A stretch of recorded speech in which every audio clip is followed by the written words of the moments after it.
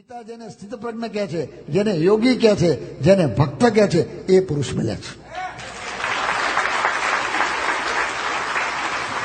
અને એ કેટલી મોટી વાત છે, યાદ રાખો. બધા આ વાત કરે છે. એક અંગ્રેજીમાં એક ચિંતકે લખ્યું છે, in this world there is nothing greater than man. તમારું સ્ટેચ્યુ ઓફ લિબર્ટી અને તમારી પેલી આર્ક અને પેલું પેરિસનું એફિલ ટાવર અને ઇજિપ્તના પિરામિડ અને તાજમહાલ, એ બધું ઠીક છે, પણ માણસથી કોઈ મહત્તા નથી. આ બધા બેઠા છે અને આપણે બધા જ એનાથી કોઈ મહાન નથી, કારણ કે એને બનાવનાર એ છે. આવું તો કેટલું બનાવે. But in man there is nothing greater than character. તમારી કોલેજની ડિગ્રી નહીં યાદ રાખજો, તમારી અમેરિકન સિટીઝનશીપ નહીં યાદ રાખજો, તમારા બંગલા નહીં, તમારી મોટરો નહીં, તમારું કશું નહીં. પેલા બેઠા છે વિજયભાઈ આયા છે? નથી આયા તો કઈ નહીં, એમને કહેજો કે તમારું એરોપ્લેન નહીં. એરોપ્લેન વાળા અહીં થોડા છે. આ ગોવિંદભાઈ હતા, હવે કંઈક લાવવાના છો? લાવજો, અમને બેહાડજો.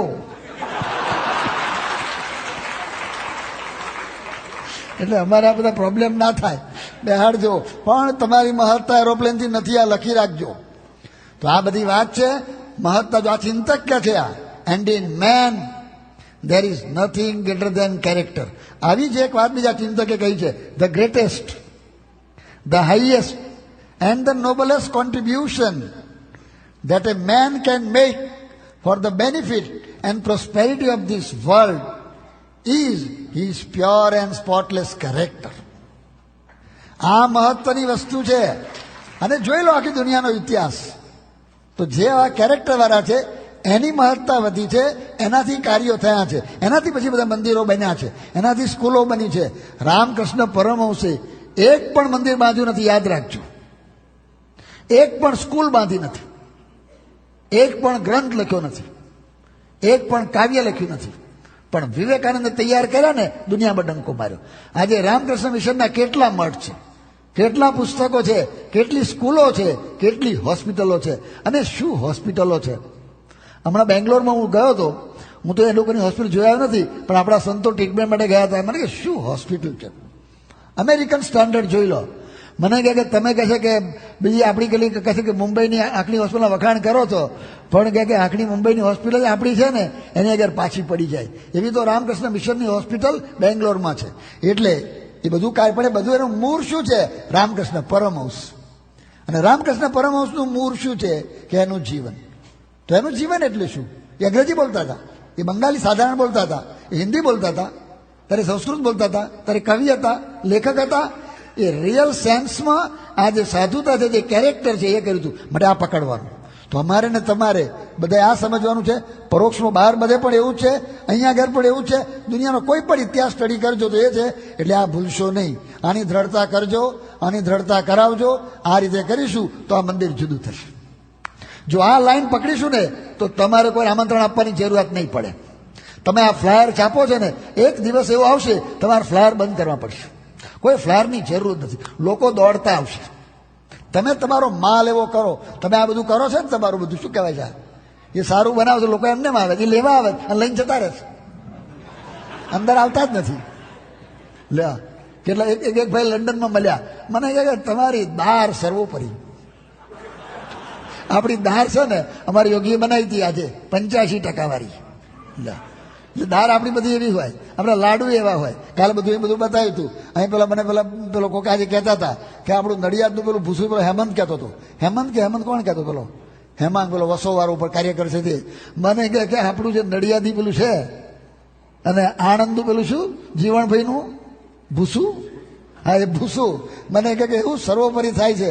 એટલે આપણું એ બધું સર્વોપરી છે, પણ આપણું જીવન સર્વોપરી એ બી હોય.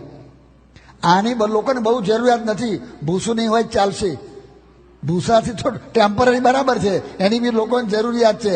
પણ લોકો એટલાથી પ્રભાવિત નહીં થાય, અંદર ઉડા ઉતરશે કે તમે શું છો, તમારા સ્વભાવ કેટલા બદલ્યા. તો આ બધું સુધારવાનું છે, તો આગળ વધવાનું છે. હજુ તો અહીં વાત કરી, આ બધા નિયમો બધા કયા છે, તો એની અંદર આપણે બધા ઊંડા ઉતરીએ, એની અંદર આપણી નજર પહોંચાડીએ, અને આ બધું થઈ શકશે. હવે તમે પ્રશ્ન થાય કે આ બધું ક્યારે થાય, તો એ કહેવાનું છે કે આપણને એવા પુરુષ મળ્યા છે, એવી ટેકનોલોજી આપણી પાસે છે કે આ બધાના ભૂક્કા બોલાવી દે, વ્યસનના નહીં, વાસના અને સ્વભાવના, એના ફોતરા ઉખાડી નાખે એ વાત કરી છે. આ નવી ટેકનોલોજી, એકદમ હાઈએસ્ટ ટેકનોલોજી છે આ, કે આને ભૂક્કા બોલાવી દે.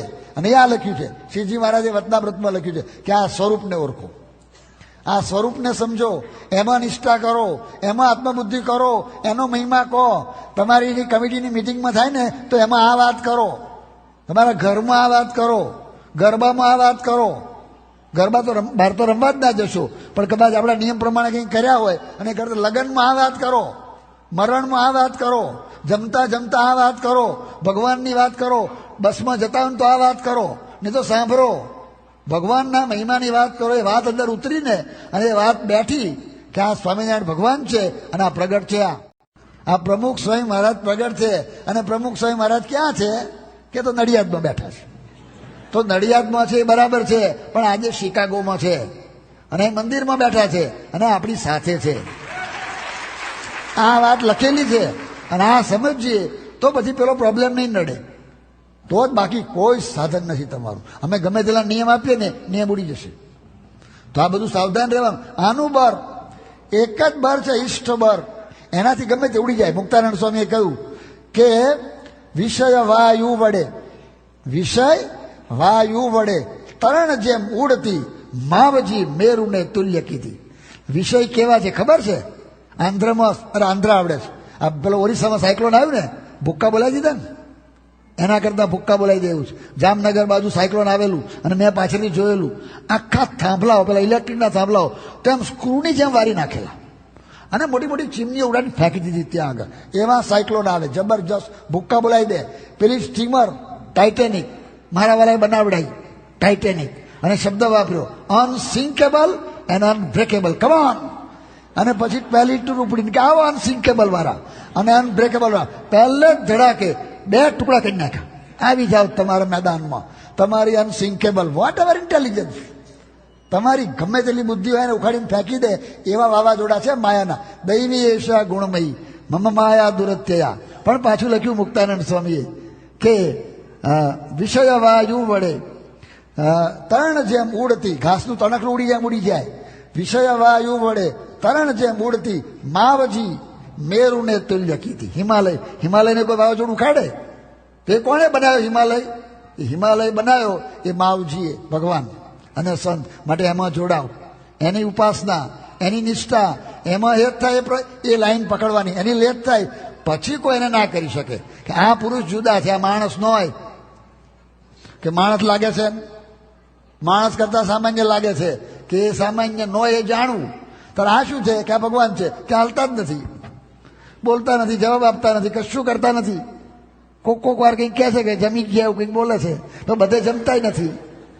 એ શું છે? હવે એમાં ભગવાન પણ કેમનું બે હાલતા જ નથી અને આ માણસની જેમ વર્તે છે. હવે એ જ શીખવાનું છે ત્યારે. તો અંદર આસ્થા, પણ આસ્થા સાંભળવાથી આ બધું ઊભી થાય છે. This is the base. આપણે શું કરવાનું છે એ થોડુંક ચિત્ર ખડું થાય. અને શાનાથી થાય? યજ્ઞ કરવાથી થાય, ફોરગેટ ઇટ. યાત્રા કરવાથી થાય, ફોરગેટ ઇટ.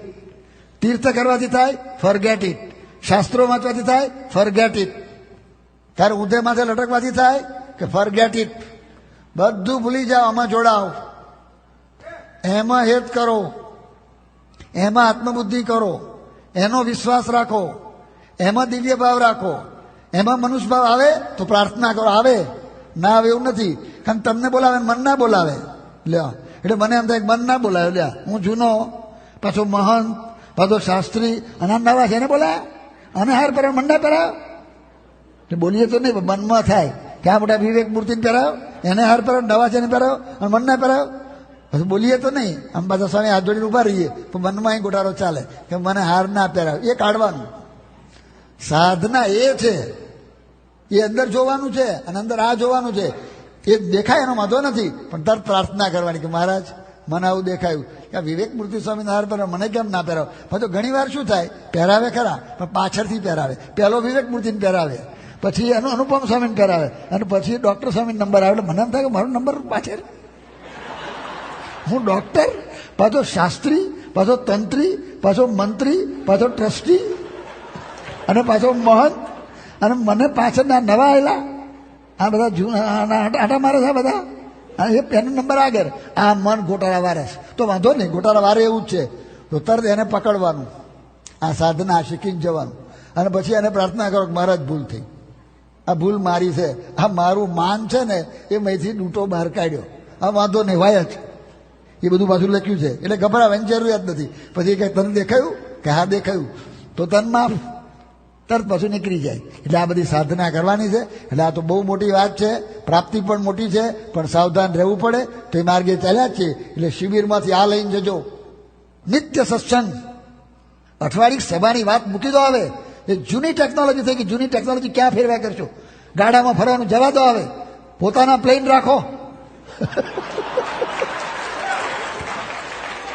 ગાડા રાખે છે, ગાડીઓ રાખે છે, ગાડીઓ કેટલી ફર્યા કરી છે. ઉપરના પ્લેન રાખો અને મોટા જમ્બો રાખો, ત્યાં પાછળ 13 જણનું લઈને શું આખું લઈને ઉપડો ને, બધું આખું કરતું આખું લઈને ઉપડે એવું કોણ નવી ટેકનોલોજી. તો એ બધા વિચારો આ કરવાના છે. આ બધી વાત કરી છે એ રીતે બધા આપણે જાગૃત થઈએ અને એવી મોટી આ પ્રાપ્તિ પણ છે કે એની સામે આપણે બધી આ તૈયારી પણ કરવાની છે અને એ બધું આ કરાવી શકશે. આ બધું જ શક્ય છે. આ અત્યારે આપણને લાગે કે આ છે, પણ આ બધું છે, આ બધું સાચું છે. અહીં જોડાશો તો આ બધું થશે. તો એ પ્રમાણિકપણે આપણે આપણી સાધના વ્યવસ્થિત કરીએ એવો બુદ્ધિયોગ અને બળ બધાને વિશેષ પ્રાપ્ત થાય એ પ્રાર્થના.